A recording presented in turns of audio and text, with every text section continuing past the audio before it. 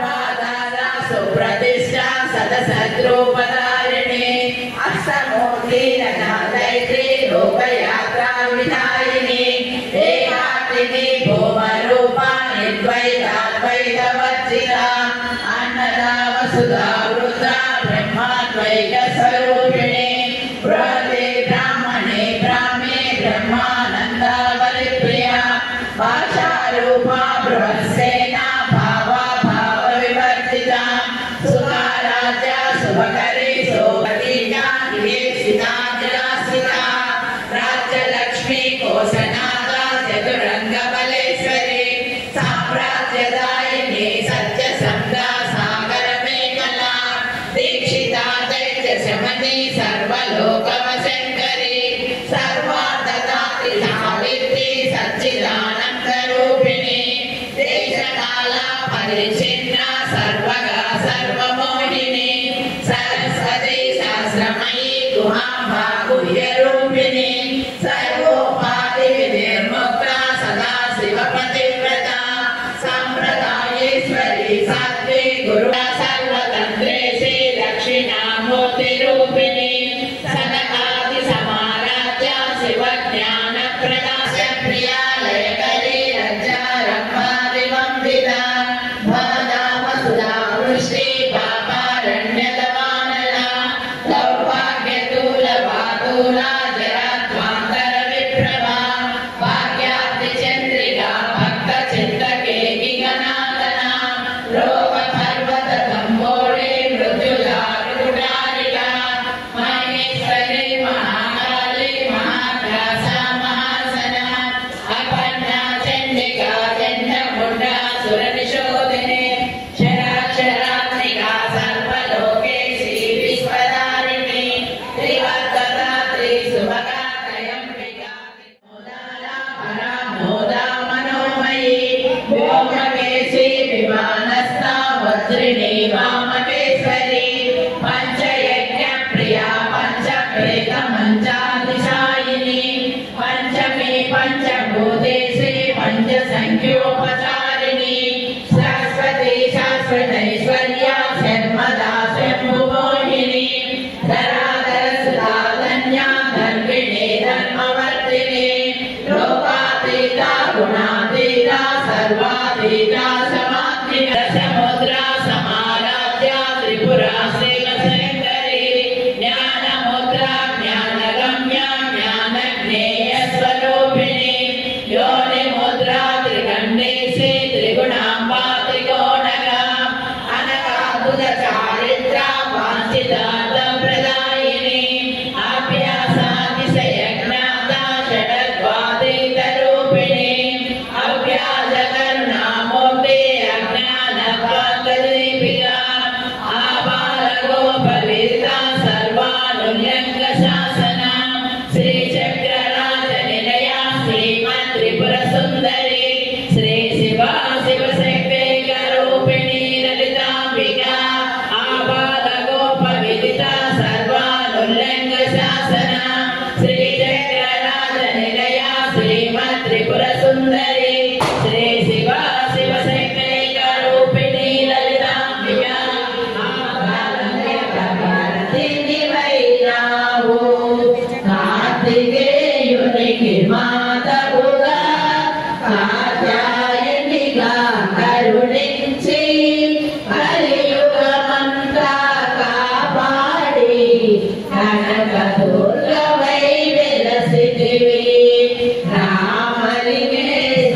రామలింగేశ్వరురానివిగా రవికుల సోముని రమణివిగా రమావాణి సేవితగా రాజరాజేశ్వరి వైనావు ఖడ్గము శూలము ధరించి పాశుపదాస్త్రము చేబూని శంబరి శంభుల తుని మాడి వచ్చింది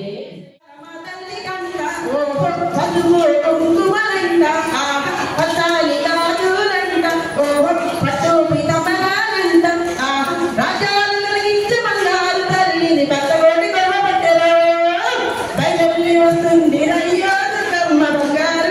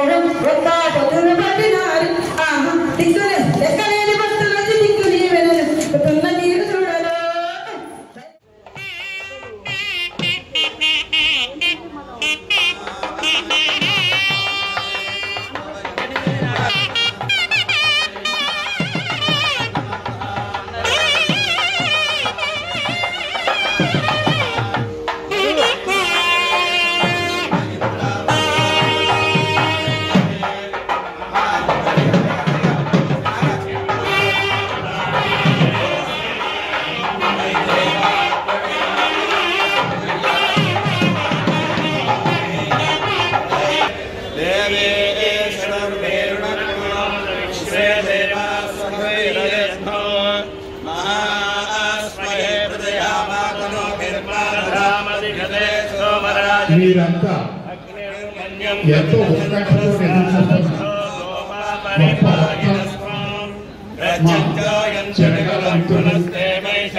మహాసహస్రావధాని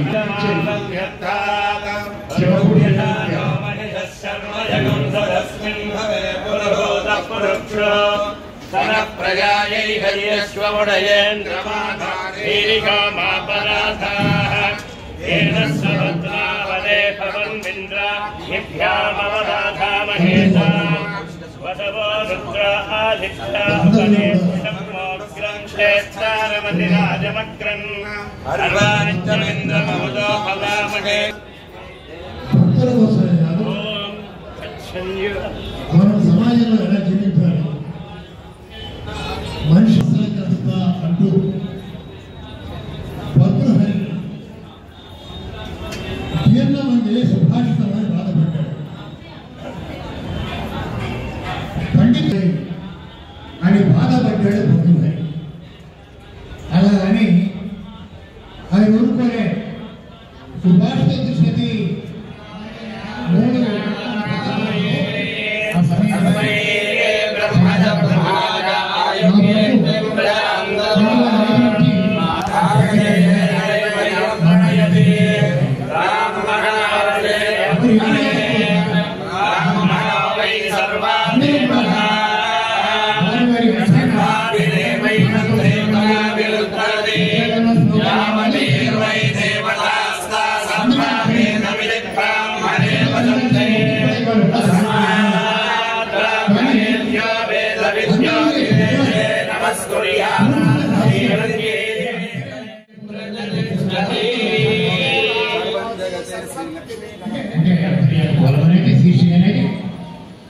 నైతిక తీసుకొచ్చి ధార్మిక దర్శి.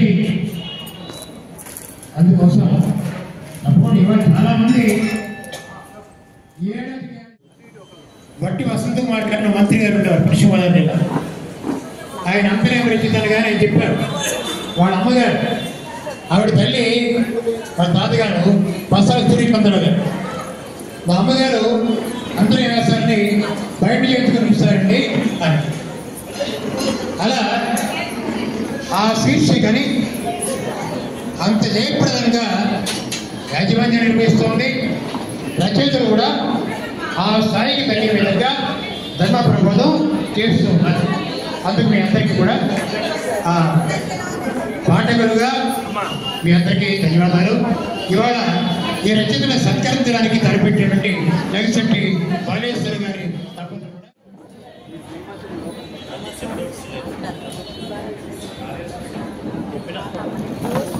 బాలేశ్వర్ గారు ఒక్కసారి వేదిక మీద దయచేద్దాం.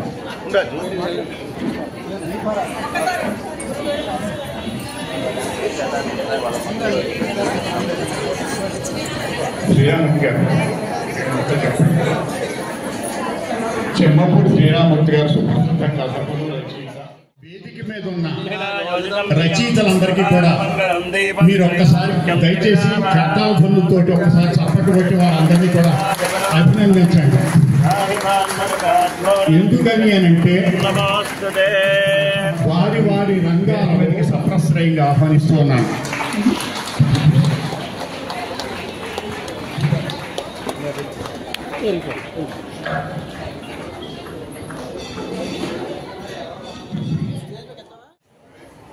ఇప్పుడు బాలేశ్వరరావు గారు దయచేసి ఒకసారి ఇప్పుడు బాలేశ్వరరావు గారికి మీరు అందరూ దయచేసి ఒక్కసారి గట్టిగా చదువుకోండి.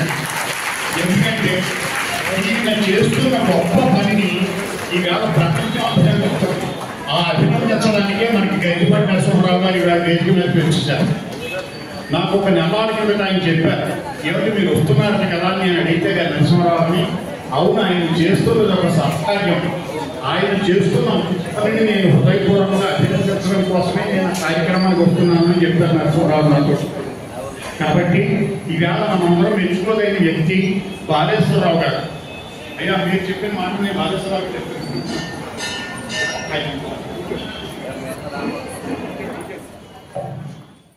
గురుర్విష్ణు గురుదేవో మహేశ్వర గురు సాక్షాత్ పరబ్రహ్మ తస్మై శ్రీ గురవే నమః. ఓం శ్రీ సంకటహర గణపతియే నమః. ఓం శ్రీమాత్రే నమః. ఎందరో మహా అందరికీ వందనాలు. ముఖ్యంగా పద్మశ్రీ అవార్డు గ్రహీత శ్రీ గరికపాటి నరసింహారావు గారు మేము పిలవగానే విచ్చేసినందుకు ఆయనకు ప్రత్యేకమైన ధన్యవాదాలు తెలియజేస్తున్నాను. ఈ కార్యక్రమ వివరాలు ఏమిటి అంటే క్లుప్తంగా చెప్తానండి. నేను మామూలుగా చాలా సంవత్సరాల నుంచి అంతర్యామి అనేది ప్రతిరోజు కంపల్సరీగా చదువుతాను. అసలు పేపర్ తీసుకోవడం చేతిలోకి అంటే అంతర్యామి గురించే తీసుకుంటాను. అలా అంతర్యామి చదువుతూ అందులో నుంచి చిన్న చిన్న పాయింట్స్ తీసి ఒక వ్యాసంలా తయారు చేసి రెడీగా పెట్టుకునేదాన్ని. ఒకరోజు మా గుడి పూజారి పురుషోత్తం పూజారి గారు సంకటహర చతుర్థి రోజున నాకు పట్టుదలగా నాకు ఉత్సాహం కలిగించి స్టేజ్ మీద 2 నిమిషాలు 3 నిమిషాలు పెంచకుండా ప్రవచనాలు చెప్పమ్మా అని నన్ను ప్రోత్సహించి ముందుకు నడిపించారు. పురుషోత్తం పూజారి గారికి ప్రత్యేకంగా నా గురువు గారు ప్రత్యేకంగా ఆయన కూడా ధన్యవాదాలు తెలియజేస్తున్నాను. ఈ సందర్భంగా నేను ఒకసారి ఏం చేశానంటే అంతర్యామి వాళ్ళ నుంచి పాయింట్స్ తీసి అవి ప్రాక్టీస్ చేసుకొని చెబుతున్నాను కదా, అందుకని వారికి రుణం తీర్చుకోవాలి అని మా వారితో అన్నాను. ఆయన ఏం చేశారంటే వెంటనే ఒప్పుకున్నారు. ఆలోచన మాత్రమే నాదండి, ఆచరణ మొత్తం మా వారిదే. ఇంత ఘనంగా ఏర్పాటు చేశారు, అంతా ఆయనే చేశారు. ఆలోచన మాత్రం నేను చెప్పాను, ఈ విధంగా నా కోరిక ఉందంటే ఆయన వెంటనే ఒప్పుకున్నారు. అయితే మా వారు ఏమన్నారంటే వీరికి సన్మానం చేయాలంటే ఒక పెద్దవారి ద్వారా చేయించాలి, ఎవరు అంటే గరికపాటి గారు చేయించాలని నిర్ణయించాము. ఆ విధంగా మేము నిర్ణయించి గరికపాటి గారిని ఆహ్వానించి వారి చేతుల మీదుగా సన్మానం చేయిద్దామని. రుణం అనేది తీరదు, కానీ వారు అంతర్యామి రాస్తున్నారు అంటే దేవుడి గురించే రాస్తున్నారు. గరికపాటి గారు చెప్తున్నారంటే అన్ని శాస్త్రాల గురించి పురాణాల గురించి చెప్తున్నారు. వారికి కొంతైనా సేవ చేస్తే మన పాప కర్మలు పూర్వజన్మ ప్రారంభ కర్మలు కూడా తగ్గిపోతాయి. కొంతలో కొంత రుణం తీరి మనకు పుణ్యం చేకూరుతుంది, మంచి పని చేద్దామని మేము ఆ విధంగా నిర్ణయించుకున్నాము. ఇప్పుడు ఒక్కొక్క అంతర్యామి శీర్షిక రాసిన ఆధ్యాత్మికవేత్తల గురించి ఎక్కువ సమయం కాకుండా క్లుప్తంగా 2 విషయాలు ఆనిముత్యాలు లాంటి 2-3 వాళ్ళ విషయాలను చెబుతూ వారికి సన్మానం చేయడం జరుగుతుంది. మొదటగా అప్పర్సు రమాకాంతరావు గారు.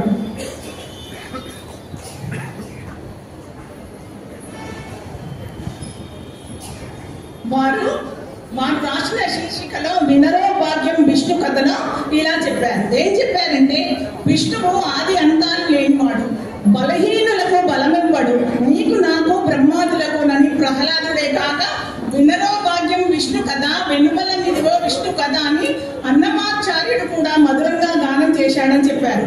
వీరి కోపం గురించి చెబుతూ అనవసరంగా క్రోధాన్ని ప్రదర్శించడం అనేది మనం విషం తాగుతూ ఎదుటి వాళ్ళని చావాలని కోరుకోవడం లాంటిది అన్నారు. అలాగే ఎవరిపైన అన్న విసిరేందుకు ఎర్రగా కాలిన నిప్పు కణికలను మన చేతిలో ధరిస్తే ముందు మన చెయ్యి కాలుతుంది కదా, అలా నిప్పు కణికలను మన చేతిలోకి తీసుకోవడం లాంటిదే కోపమని ఈ శీర్షికలో అద్భుతంగా వివరించారు రమాకాంతరావు గారు. ఆయనకు ధన్యవాదాలు.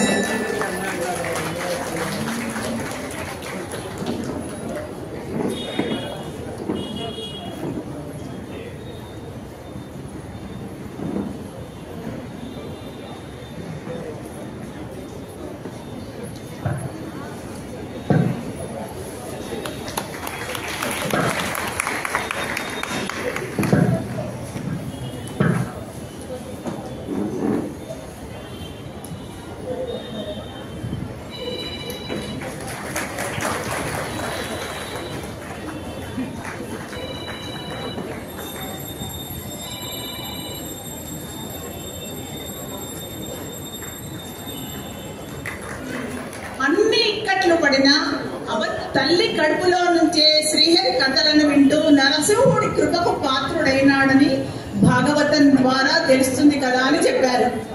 విష్ణు కథలను పఠించి విని నారదాది మునులు, వేద వ్యాసులు, గోపకాంతలు ఇంకా ఎందరో భక్తులు ధరించారని ఉషా బాల గారు ఈ వ్యాసం ద్వారా మనకు తెలియజేశారు. ఆయన తన శీర్షికలు ఉప పురాణాలు పురాణాల్లో వివరించారు. పురాణాల సంఖ్య 18, మాకారంతో మధ్య మార్కండేయ పురాణాలు, భాకారంతో భాగవత భవిష్యత్ పురాణాలు, బ్రాకారంతో బ్రహ్మ వైవర్త బ్రహ్మాండ అనే 3 పురాణాలు, వామి అక్షరంతో వాయు పురాణం, వరాహ పురాణం, వామన పురాణం, విష్ణు పురాణం అనే 4 పురాణాలు, అగ్ని పురాణం, నారద పురాణం, పద్మ పురాణం, లింగ పురాణం, గరుడ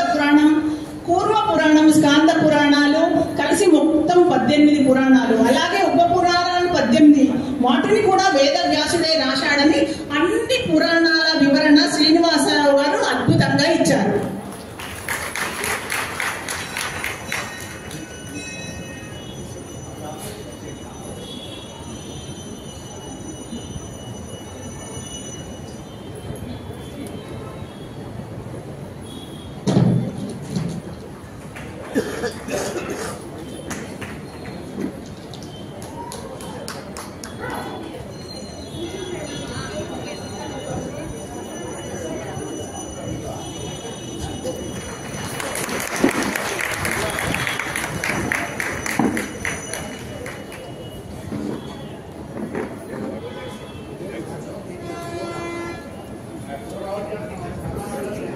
డాక్టర్ కావూరి రాజేష్ పటేల్ గారు శీర్షిక వసంత పంచమిలో.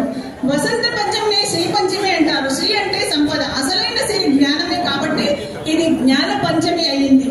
విద్యను అందించే శారదగా, వాక్శక్తికి వాగేశ్వరిగా, పరావిద్యను అందించే శ్రీ విద్యగా, బ్రహ్మ మానస సంచారిని బ్రాహ్మణిగా, ఇలా ఎన్నో విధాలుగా సరస్వతీ దేవి జ్ఞాన లబ్ధి, విద్యా సిద్ధి, సర్వతోముఖాభివృద్ధి చెందుతుంది అని రాజేష్ గారు సరస్వతీ దేవి గురించి అద్భుతంగా వివరించారు.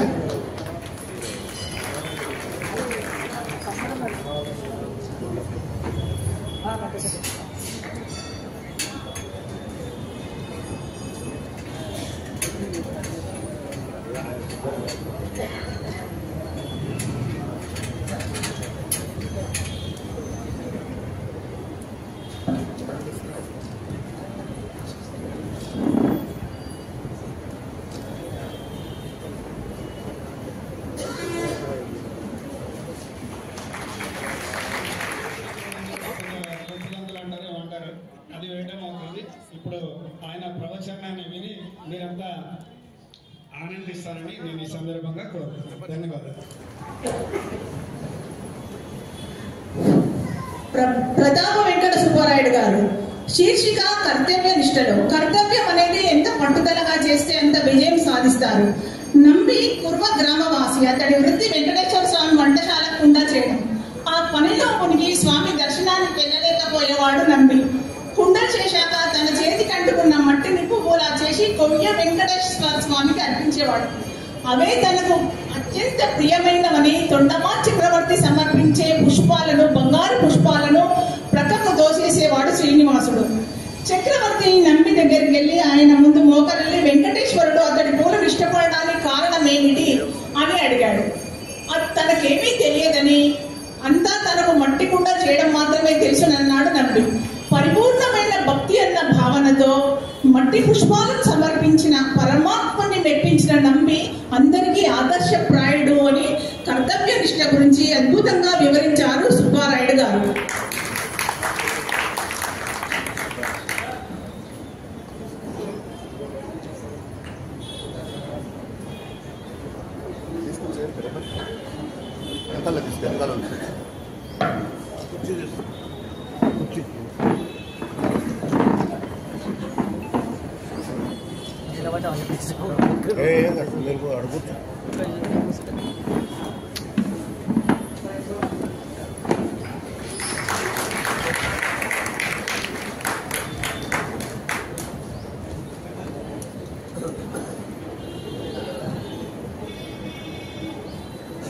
ఎం వెంకటేశ్వరరావు గారు శీర్షిక ఉద్వేగ విముక్తిలో. కష్ట సమయంలో దైవాన్ని కన్నీటితో శరణు కోరాలి. కరుణాంతరంగుడైన పరమాత్మను ఖచ్చితంగా కన్నీరు కదిలిస్తాయి.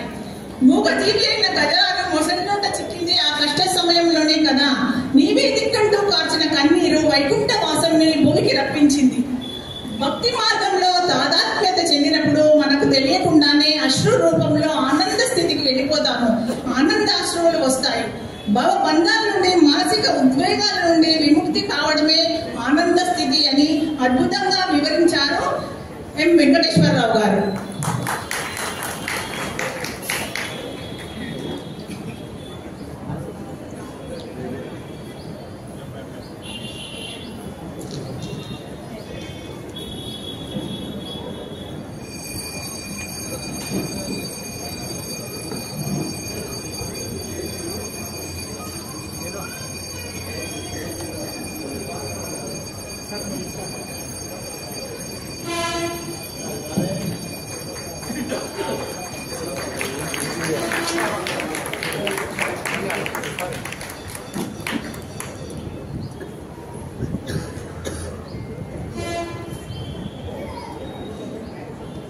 చిమ్మపూడి శ్రీరామమూర్తి గారు. సకల పుణ్యరాశి తులసిలో గోదాదేవి తులసి మాలలను అనుదినం ఆ రంగనికి అలంకరించి ఆ రంగనాథ స్వామిలోనే ఐక్యమైపోయింది. శ్రీకృష్ణ తులాభార ఘట్టంలో తులసి ఎంత మహత్తరంగా నిరూపితమైందో మనకు తెలిసిందే కదా. అనంతమైన ఔషధ గుణాల రాశి తులసి. తులసిని నాటడం, నీళ్లు పోయడం, దర్శించడం, స్మృతించడం, ఆరాధించడం వల్ల చేసిన పాపాలన్నీ హరిస్తాయి. తులసిని విష్ణు వల్లభ అని కూడా పేరు ఉంది. తులసి పూసల మాలతో జపం చేస్తారని, భగవద్గీత చదివి గంగా నీరు తాగి మురారిని పూజించే వాడి వైపు యముడు కన్నెత్తి చూడడని శ్రీరామమూర్తి గారు చక్కగా వివరించారు.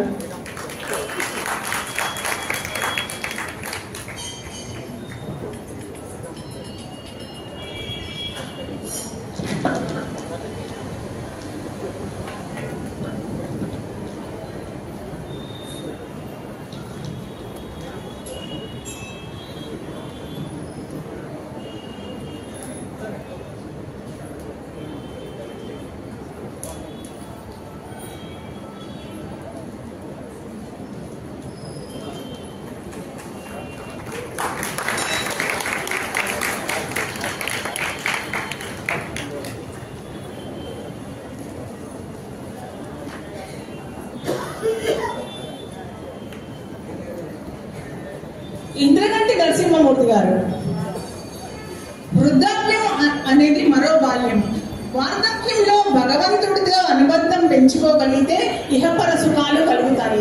వార్ధక్యం వచ్చాక సంసారము బంధాలు తగ్గించుకొని భగవంతుడి కోసం గడపాలని అద్భుతంగా చెప్పారు ఆయన. వృద్ధాప్యం అనేది మరో బాల్యం. తల్లి పిల్లలను లాలించినట్లు కొడుకులు కూతుళ్ళు వృద్ధులైన తల్లిదండ్రులను బుజ్జగించాలి, వారి చిన్ని కోరికలను తీర్చడానికి సమయం కేటాయించాలి అన్నారు. రోజులో కొద్దిసేపు తల్లిదండ్రులతో మాట్లాడితే వారికి ఎంతో ఆత్మశాంతి సంతృప్తి కలుగుతుంది అన్నారు. వారి అనుభవాలను పిల్లలు గ్రహించాలి అన్నారు. ఈనాటి పిల్లలకు ఆయన ఇచ్చిన సందేశం చాలా అద్భుతంగా ఉంది.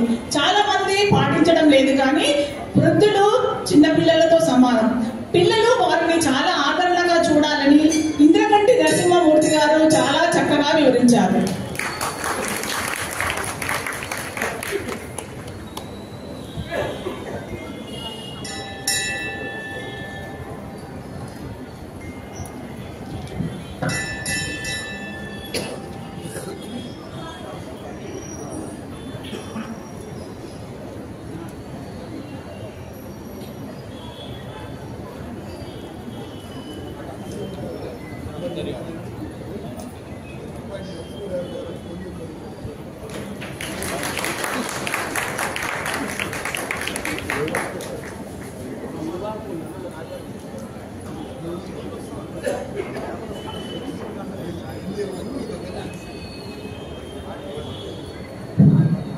విశ్వనాథ రమ గారు. శీర్షిక వినే విధేయతల్లో. రామాయణంలో హనుమంతుడు రుద్రాంశ సంభూతుడు, జ్ఞాన గుణ సాగరుడు, అనంత బలశాలి. అయినా తాను రామ బంటునని ప్రకటించుకున్నాడు. రాముడిని దాసుడిని అని చాటాడు. 1000 మంది రావణులైనా సరే ఒక చేతితో నేను గెలవగలన్నాడు. అటువంటి ధైర్యం ఆయనకు రామ భక్తి వలన కలిగింది. రామ భక్తి వలన కలిగే మనోబలం, దృఢ విశ్వాసం హనుమలో ఉన్నాయి.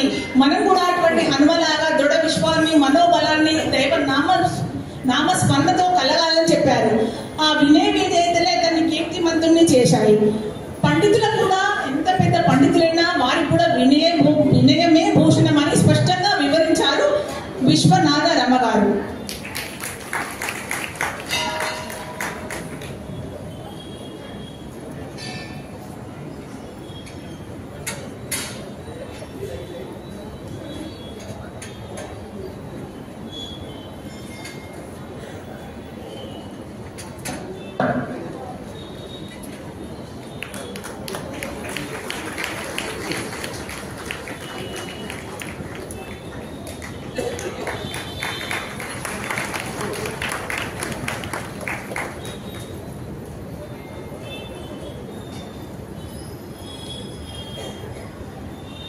ఆనంద సాయి స్వామి గారు. శీర్షిక జీవన యజ్ఞంలో. జీవితం అనేది చాలా విలువైంది అన్నారు.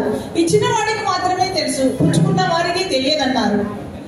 అన్నీ ఉన్నవాడికి, ఆకు నిండా భోజనం ఉన్నవాడికి జీవితం గురించి తెలియదు.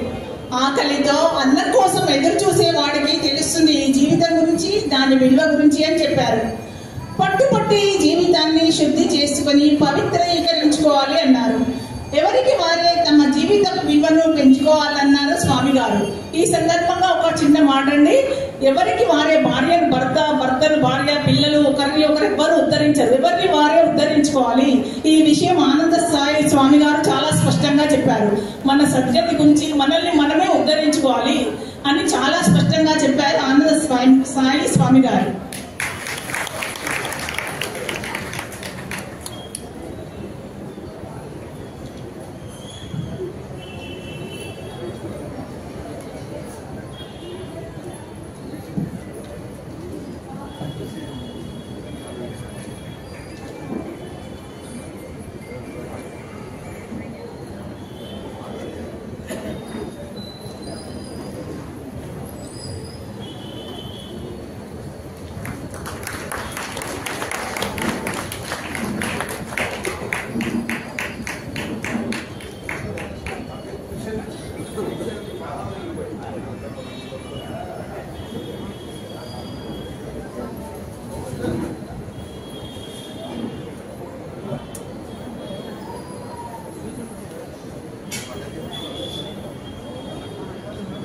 డాక్టర్ దామర వెంకట సూర్యారావు గారు.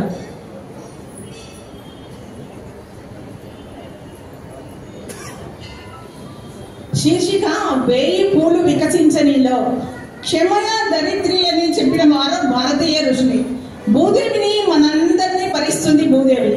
సహనమే మన సంస్కృతి కదా. సహనం, క్షమాగుణం భారతీయ సంస్కృతి వైశిష్ట్యం.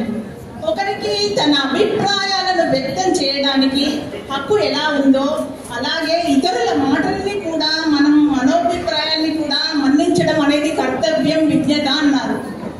ఎవరి విశ్వాసాలకు అనుగుణంగా వారు బతుకుతూ ఇతరుల జీవన వైఖరుల్ని సహించగలగడం భారతీయ సంస్కారం అన్నారు సూర్యారావు గారు.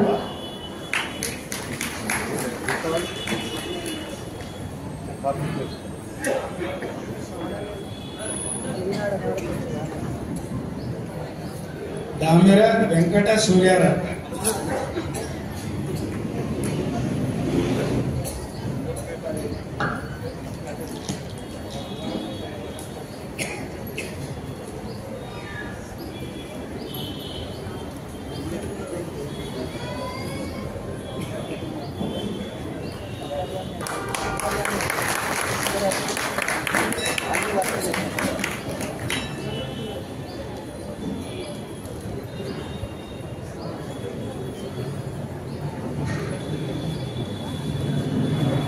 మునిమడుగుల రాజారావు గారు.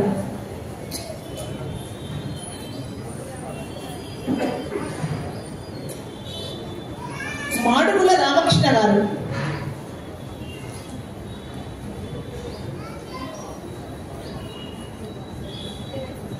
మహనీయుల మాటల్లో నిరంతరం మంచిదే ఆలకించమని, పలకమని, ఆచరించమని ప్రబోధిస్తుంది రామాయణ గ్రంథం.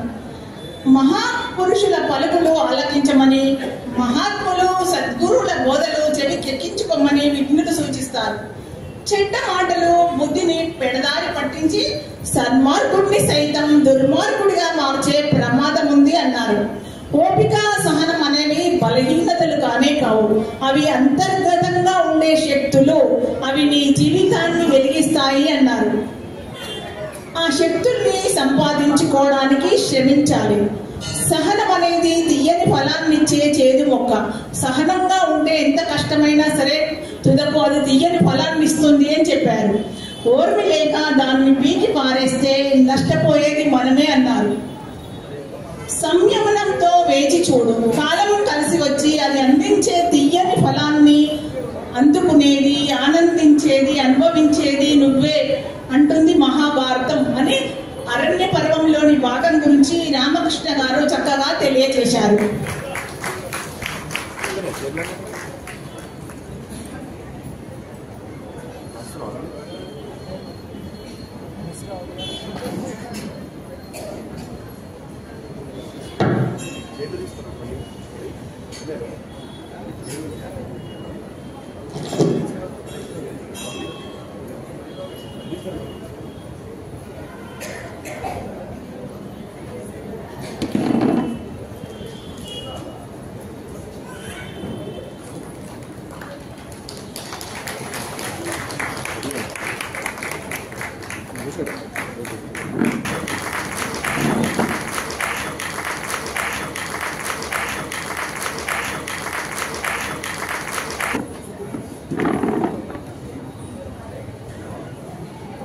రావులపాటి వెంకట రామారావు గారు.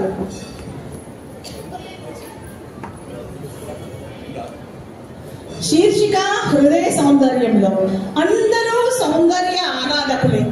సౌందర్యాన్ని దైవదత్తం గావించింది జగద్గురు ఆది శంకరుల వారి సౌందర్య లహరి స్తోత్రం. అమ్మవారి దివ్య సౌందర్యం ఆర్తి భక్తి దాయకమై అలరించింది అన్నారు. బీజాక్షరాలతో నిండి ఉపాసనా విధానమైంది అని చెప్పారు. శ్రీ లలితా సుందరి లాలిత్యం మహాలావణ్య సౌందర్యం కలగలిసి భక్తి సామ్రాజ్యంలో సౌందర్య లహరి స్తోత్రం ఘనకీర్తి గాంచిందన్నారు. బాహ్య సౌందర్యం కొందరినే ఆకర్షిస్తుంది, కానీ అంతః సౌందర్యం అందరినీ ఆకర్షిస్తుంది అనే సత్యాన్ని తెలియజేశారు. సత్యం, ధర్మం, శాంతి, ప్రేమ, అహింస హృదయ సౌందర్యానికి పంచరత్నాలు అన్నారు. భగవంతుడు ఎప్పుడైనా భక్తి ప్రియుడు కానీ వస్తు ప్రియుడు కానే కాదు. వస్తువులన్నీ ఆయనవే, ప్రపంచమంతా ఆయనదే, ఆయనకే సమర్పిస్తున్నాం. అందుకని భగవంతుడు భక్తి ప్రియుడు. అతను అంతః సౌందర్యాన్ని చూసి అనుగ్రహించే సర్వజ్ఞుడు, హృదయవాసి, భావనా ప్రియుడు. కనిపించే రూప సోయగం కన్నా లోపల వెలుగులు విరజిమ్మే హృదయ సౌందర్యం మిన్న అని చక్కగా వివరించారు వెంకట రామారావు గారు.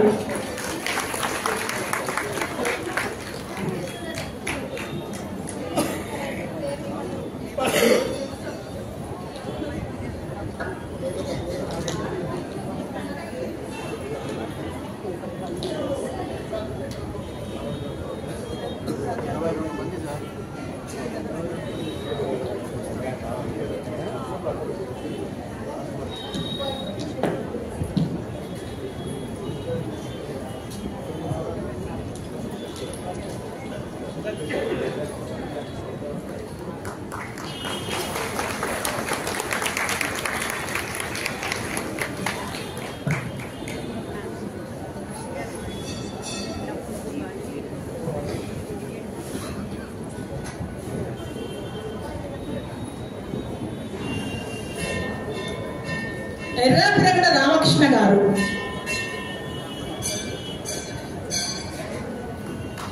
శీర్షిక మౌన భాషలో. నిజంగానే మౌనం అనేది చాలా శక్తివంతమైన భాష. మాట్లాడకుండా కూర్చోవడం కాదు, లోపల ఆలోచనల రొద సైతం నిలిపించిపోయే ఒకానొక అద్భుతమైన స్థితి పేరే మౌనం. మౌనం అంటే మనం కళ్ళు మూసుకోవడం కాదు, లోపల ఆలోచనలు కూడా ఆగిపోవాలి. అదే అసలైన మౌనం అన్నారు. మనిషి తన చుట్టూ దట్టంగా పరుచుకున్న కటిక చీకటిని బ్రహ్మాండమైన వెలుగుల పూర్వ రూపంగా ఏనాడో గుర్తించారు మానవులు. ఆ చీకటి అసలు రూపం నలుపు కాదని, అది అనంతమైన కాంతి కిరణాలను తన కడుపులో దాచుకున్న తెల్లని దేదీప్యమానమైన వెలుగుల ముద్ద అని పెద్దలు ఎన్నోసార్లు వివరించారు. అదే విధంగా నిశ్శబ్దం కూడా తన లోపల ప్రళయ భీకర శబ్దాలను ఇముడ్చుకున్నదేనని బోధించారు. నూతిని తవ్వి నేను నీటిని పుట్టిస్తున్నాను అనుకుంటున్నావేమో, అది పొరపాటు. నువ్వు తవ్వక ముందే అక్కడ నీరున్నది అన్నారు. అది నీటి అవ్యక్త స్థితి అని చెప్పారు. నీ ప్రయత్నం ద్వారా లోకానికి వెల్లడైంది ఆ నీరు, అంతే. ముందే అక్కడ నీరుంది అని చెప్పారు. మాట నేర్చిన మనిషి తన ప్రయాణంలో చివరికి చేరవలసిన గమ్యం మౌనమే కదా అన్నారు. చివరి మాట, మనం ఎన్ని మాట్లాడినా చివరికి చేరుకోవాల్సింది మౌనంలోకే కదా అని అద్భుతంగా వివరించారు ఎర్రాప్రగడ రామకృష్ణ గారు.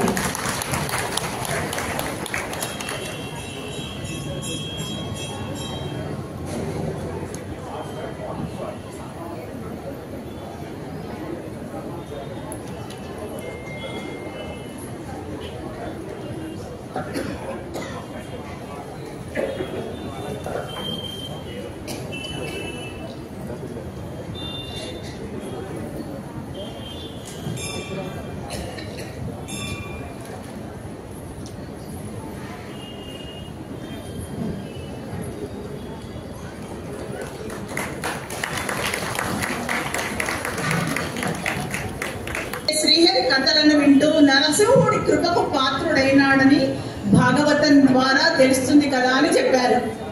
విష్ణు కథలను పఠించి విని నారదాది మునులు, వేద వ్యాసులు, గోపకాంతలు ఇంకా ఎందరో భక్తులు ధరించారని ఉషా బాల గారు ఈ వ్యాసం ద్వారా మనకు తెలియజేశారు.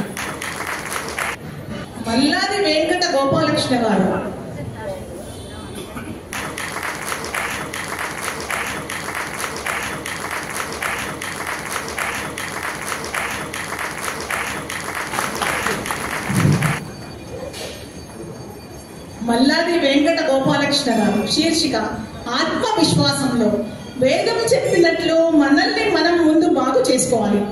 మనమంటూ సభ్యంగా సలక్షణంగా నిలబడగలిగితేనే కదా ఇతరులకు కూడా సహాయం చేయడానికి వీలవుతుంది అన్నారు. చాలా మంది చేసే అతి పెద్ద పొరపాటు ఏమిటి అంటే తమను తాము మరచిపోయి పొగడ్తలకు పడిపోయి తక్కువను ఎక్కువగా భావించుకొని ఊహించుకొని నేల విడిచి సాగు చేస్తుంటారు. ఎదురు గాలి మొదలైతే అసలు కష్టమేమిటో తెలిసి వస్తుంది అన్నారు.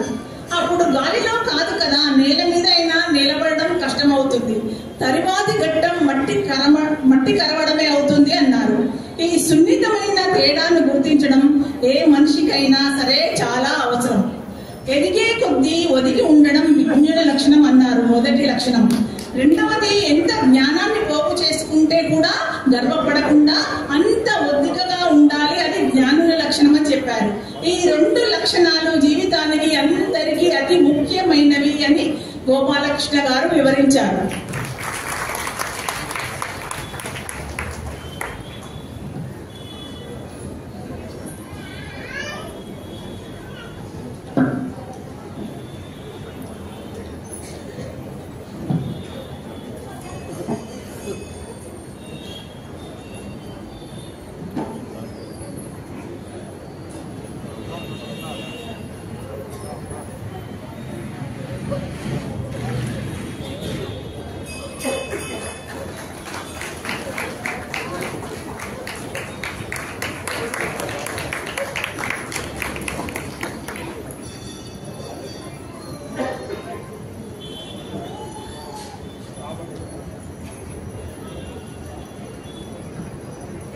కస్తూరి హనుమన్ నాగేంద్ర ప్రసాద్ గారు.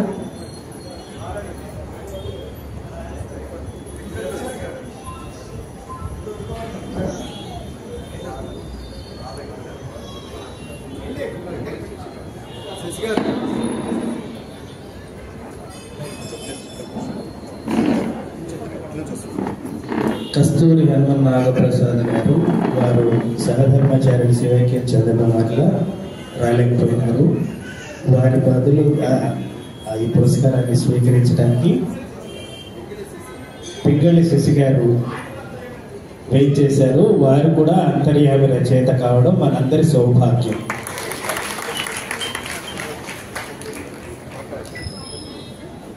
ఏమి ఇవ్వాలో ఆయనకు తెలుసులో సరైన అర్హత లేకుండా ఎవరైనా ఉద్యోగం ఇవ్వరు.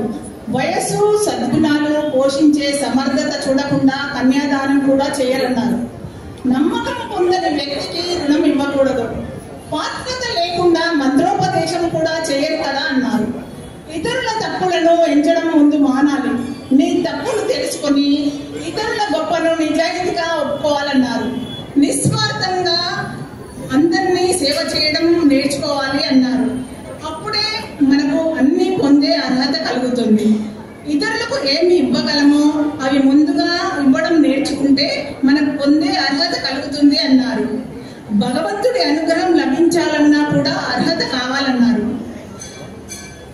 నీలోని బలహీనతలను విన్నవించి వాటిని అధిగమించే శక్తిని, సంపూర్ణమైన ఆరోగ్యాన్ని, కష్టాలను అధిగమించే మానసిక స్థైర్యాన్ని కలిగించమని ఆ భగవంతుణ్ణి అర్థించాలి అన్నారు. ఆ దైవం ప్రసాదించిన తెలివితేటలు, సంపద దుర్వినియోగం చేయకుండా, అంటే ఇక్కడ మనం ఎంతో డబ్బులు సంపాదిస్తాం, అన్ని డబ్బులను దుర్వినియోగం చేయకుండా సత్కర్మలకి ఉపయోగపడే వారికే వాడాలి. మన తెలివితేటలను కూడా మంచిగా ఉపయోగించాలి, సద్వినియోగం చేయాలి అనే విషయాన్ని చాలా స్పష్టంగా వివరించారు ప్రసాద్ గారు.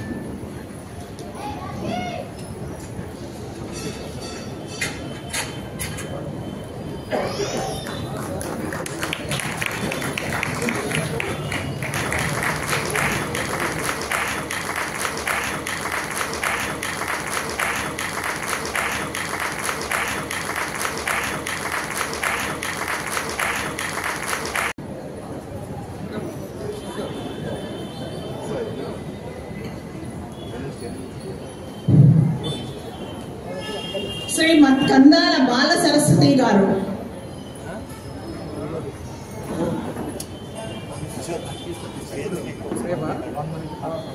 శీర్షిక ఆనంద లహరిలో.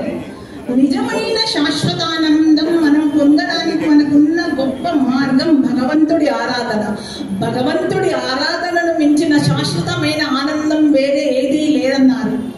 ఆ శాశ్వత ఆనంద తరంగాలకు అంతం ఉండదు అని చెప్పారు.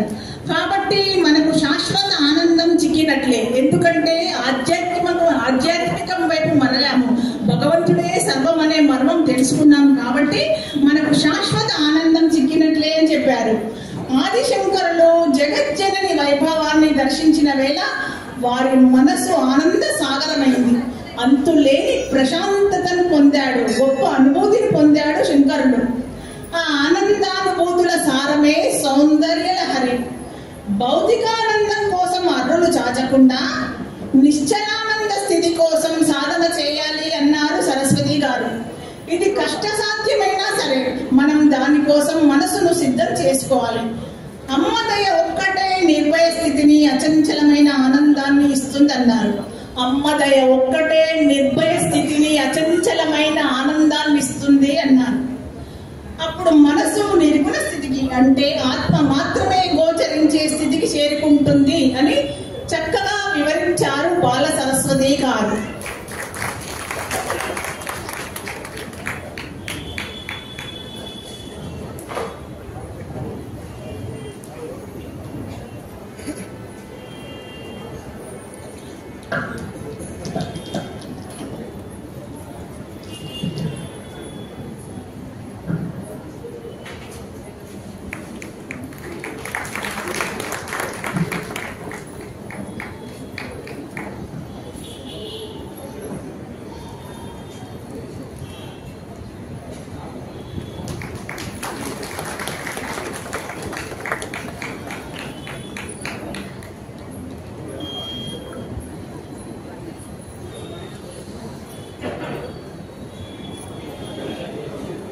గంటి ఉషాబాల గారు.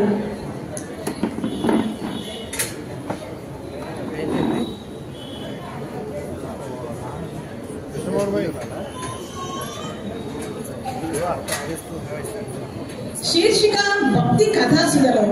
భగవంతుని చేరుకునే దారిలో కథాశ్రవణం ఒకటి. ముఖ్యంగా ఆధ్యాత్మిక మార్గంలో పయనిస్తూ భగవద్ అన్వేషణ చేసే వారికి ఇది దగ్గరి దారిగా చెబుతారు. పురాణాల ద్వారా, కావ్యాల ద్వారా నీతిని ఉపదేశించడం అనాదిగా వస్తున్న ఆచారం అన్నారు. బహుళ ప్రచారంలో ఉన్న భాగవత, రామాయణ, భారతాది కథాశ్రవణం ద్వారా మానవులకు అవసరమైన ఆత్మ గౌరవం, కార్యదీక్ష, ధర్మానుష్ఠానం, సాంఘిక సేవ, పరోపకారం వంటి సద్గుణాలు అలవడతాయి. అవన్నీ పురాణాలను చదివితే ఇవన్నీ మంచి గుణాలు అలవడతాయి అని స్పష్టంగా చెప్పారు.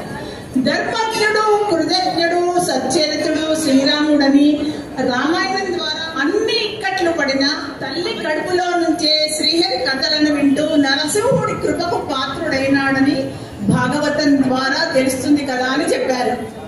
విష్ణు కథలను పఠించి విని నారదాది మునులు, వేద వ్యాసులు, గోపకాంతలు ఇంకా ఎందరో భక్తులు ధరించారని ఉషాబాల గారు ఈ వ్యాసం ద్వారా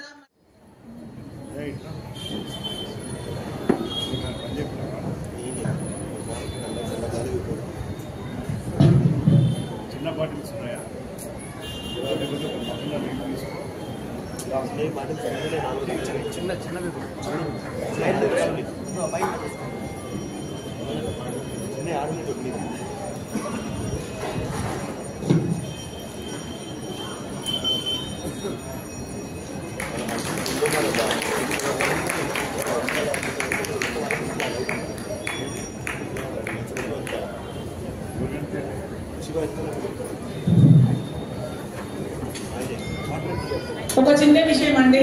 నేను అంతర్యాన్ని చదవడం, దాని గురించి కొంత రుణం తీర్చుకోవాలని మా వారిని అడగడం, ఆయన ఒప్పుకోవడం, ఆధ్యాత్మికవేత్తలందరూ విచ్చేయడం, దానికి గరికపాటి గారు సహకరించడం, వీరందరికీ మనస్ఫూర్తిగా నేను కృతజ్ఞతలు తెలియజేస్తున్నాను, ధన్యవాదాలు తెలియజేస్తున్నాను.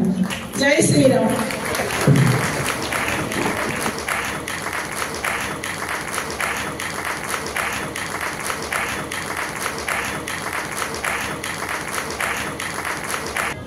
మీరందరూ ఏ కార్యక్రమం కోసం ఎదురు చూస్తున్నారో మాకు తెలుసండి.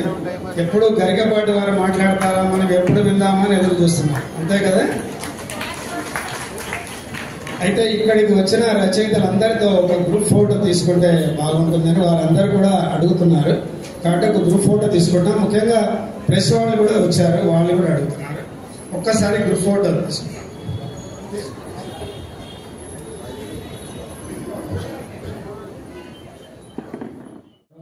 పొద్దుతూ కేరింతలు కొడుతూ వినాలనిపిస్తుంది. ఈ బరువులన్నీ వేసుకొని కూర్చోలేము. అందువల్ల ముందు ఫోటో తీసేసుకుంటే తర్వాత మేము కూడా పిల్లలుగా కలిసిపోయి ఆనంద పరవశం చెందొచ్చు.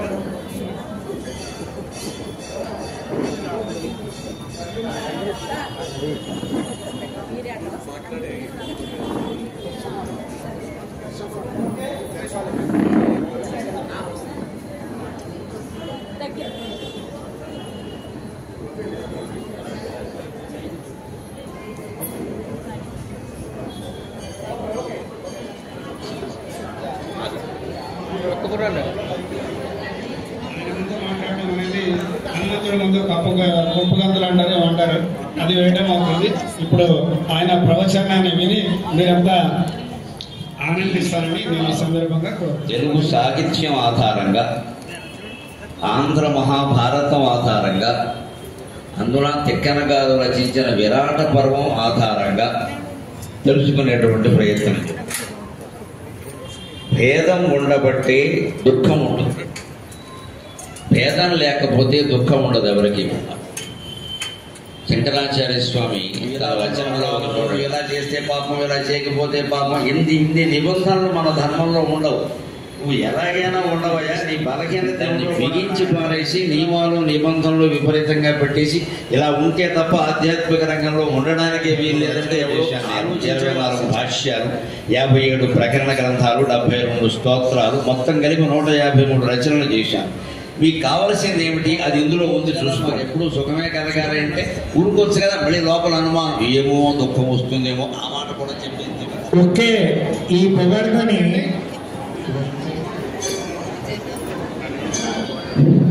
అందరూ దయచేసి కూర్చోండి. పద్మశ్రీ గరికపాటి నరసింహారావు గారికి సన్మాన కార్యక్రమం జరుగుతుంది. తప్పకుండా మీ అందరూ వీక్షించాలి. దయచేసి కూర్చోండి.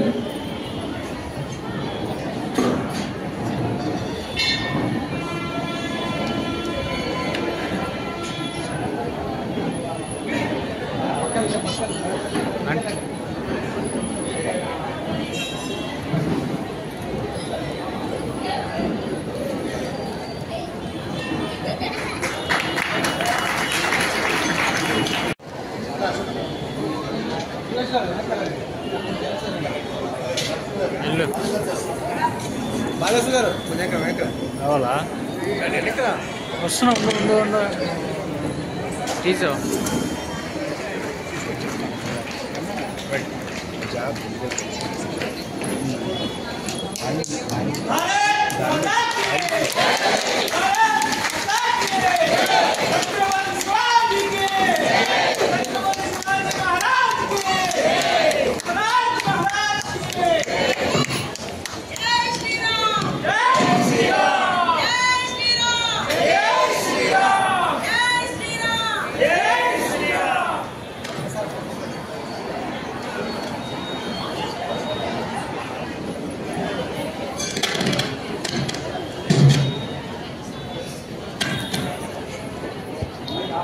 చైతన్య అసోసియేషన్, భవానీ యూత్ అసోసియేషన్కి రావాలి.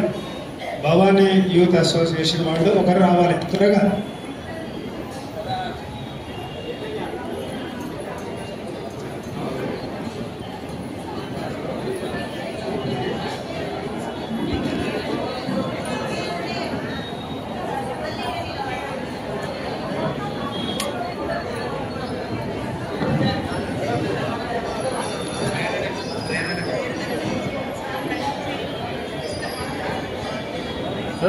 ఏర్పాటు చేయడం జరిగింది. దయచేసి అన్నారు కాబట్టి కొంచెం 4 కౌంటర్లు ఏర్పాటు చేశారు. ఇక్కడ అంతర్యామి రచయితలు ఇప్పుడు ఇక్కడ ఏర్పాటు చేయడం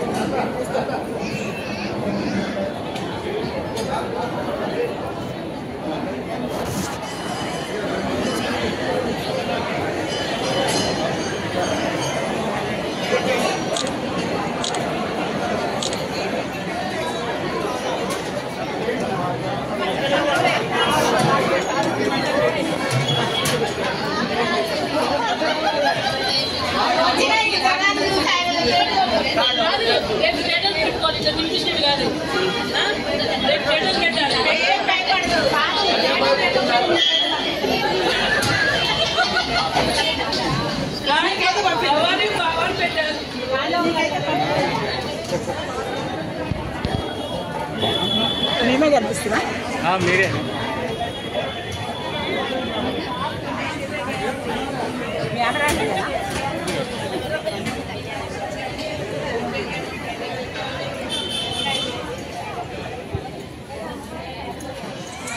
పెట్టారా